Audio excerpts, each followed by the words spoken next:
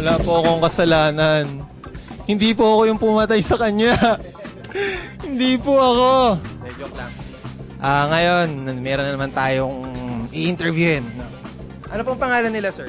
Ako si Ramil Baer. Sa tingin nyo, bakit basketball? Kasi noon pa naman talagang sa ibang bansa talagang basketball na rin ang ang hilig ng ibang di ba? Dito sa Pilipinas talagang rin sila mahilig talaga sa athlete talaga sa basketball. Doon na talaga yung puso. Doon na talaga yung puso ng ng mga Pinoy.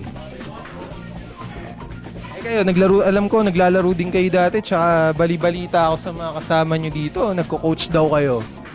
Ano lang naman, sa kasama ako ni Sunny Manukot sa mag-coach, assistant. Kaya, naalala ko kayo eh. Kayo yung kasama namin dun sa interbarangay di ba? Ako yung assistant coach ni Sunny sa interbarangay. Yung simula pumasok si Sunny sa barangay, kasama na ako yun. Pilit ko talaga maglaro ng basketball. Okay, thank you po Sir Ramil. Thank you po. Tara, saan tayo pupunta? Pero parang ayoko na magtagal dito eh. Natatakot na ako. Baka nila ako eh. Let's go! Sir, may istorbo na kayo saglit ha. Anong pangalan nila, sir? Joel. Joel, saan anong trabaho mo? Maalis sana ako, pupuntang Taiwan. Taiwan? Mambababae ka lang dun. Factory worker. Factory worker. Tatanong ko lang, Joel. Siguro ikaw, mahilig ka rin sa basketball, di ba? Kasi dito sa atin sa Pilipinas, mahilig ang mga Pinoy sa basketball, di ba? Sa tingin mo, bakit yun yung number 1 sport dito sa atin? Mas maganda kasing pampalakas ng katawan yun eh. Tsaka yun talaga yung mga hinahanap ng mga manlalaro. Dito sa atin? Dito sa atin. Di ba balita ko, naglalaro ka rin dito sa atin, dito sa Barangay Parang. Oo naman. Naglalaro ako. Madalas. Anong nilalaro mo? Siyempre basketball. Akala ko kung ano na eh. Thank you, Joel ha. Let's go, guys. Guys, pasok tayo ha. Mga-ambush tayo.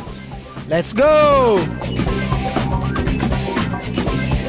Ano pong pangalan nila, sir? Ako nga po pala si Mark from Barangay Hoopsters. Ano pong ginagawa nila? Anong trabaho nila, sir? Negosyante.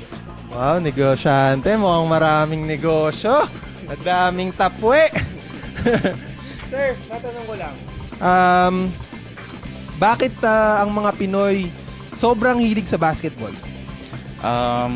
Yun kasi ang nakakagisnan yata nilang sports eh. Yung simula nung bata pa sila, mga tatay nila, di ba?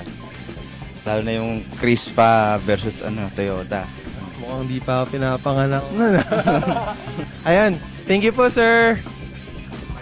Thank you. Thank you. Di pa tayo, doon tayo sa kung saan man. Magandang gabi po sir. Ako po pala si Mark. Ano bang pangalan nila? Makmak. Bakit kaya basketball yung pinaka-paboritong sport ng mga Pinoy? Yan kasi ang mga hilig ng mga kabataan sa ngayon eh. Ayun, basketball na yun eh. Kayo sir, naglaro din ba kayo dati? Ayun, hindi ako nakapaglaro niya. Basketball. Pero pampapawis para ano? Minsan, pagka yung hindi kami nagtitinda, ayun, nakakapaglaro din ng basketball. Ayun sir, thank you ah. Thank you. Okay, nandito na naman tayo sa susunod nating interview. Saging. Akin na to. Sir, ma-istorbo lang kayo ha. Ano pong pangalan nila? Julius. Ako pala si Mark, sir. Mark from Barangay Hoopsters. Basketball yung paboritong sport ng mga Pilipino, di ba? Para sa inyo, bakit? Siyempre, maganda yung sport yan. Tsaka kahit saang lugar, basketball talaga number 1. Marami yata kayong chicks dito, manong ha? Wala pa. Wala pa? Sige sir, thank you ha. Let's go, dun tayo. Gabi po, sir. Ako po pala si Mark from Barangay Hoopsters. Ano pong pangalan nila, sir? Rodolfo Sinlaw, Kagawad Audit Sinlaw. At bakit po basketball ang pinahiligan nyo? So, pinangarap ko yan eh. Kasi nung araw talagang malit pa kami. Dito sa Parang, mga kami player, hanggang sa inambisyon ko yan, maging isang sikat. Thank you po sa interview. Thank you po ulit. Sige po. Thank you. Doon tayo. Okay na, dito na naman tayo. Mga ambush na naman tayo ha. So sir, ako pala si Mark from Barangay Hoopsters. Ano pong pangalan nila sir? Jerome, Jerome, ilang taong ka na? 21.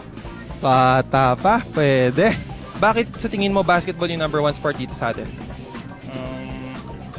Kasi 'di ba, sa dami ng mga kasi yung basketball parang siya yung medyo madaling sport para sa mga kalalakihan. Kasi pati ngayon mga babae naglalaro na rin minsan, 'di ba? It's been a long day mga kabarangay.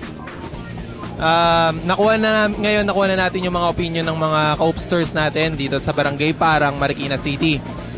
So, until next week mga ka-Hoopsters, abangan nyo ako ulit dito sa pinakabagong segment ng Barangay Hoopsters, ang Why Basketball.